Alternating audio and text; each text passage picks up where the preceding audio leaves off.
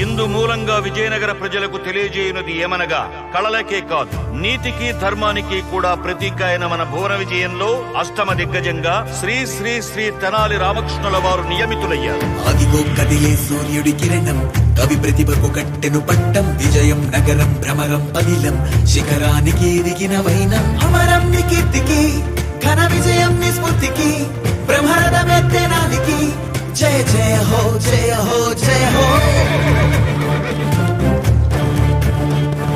సవాళ్లతో సవారించే నేడే సమస్యకే జవాబయ్యే చూడే నవాబుగా చలామయ్యే వీడే ఎదురేది నీకింకా విమర్శించి ప్రశంసించే నేడే రథం తొక్కి పులై దూకుతాడే మణిత్వాన్ని రసం పిండుతాడే రాజే దాసోహం చూడే రెక్కలు తొడిగే తిరిగే 10 దిక్కులు చాటెను గెలు సాహిత్యంలో దిట్టవే ఆస్థానం కవి కర్తవే అన్యాయం మరి కర్తివే జయ జయ హో జయ హో జయ హో.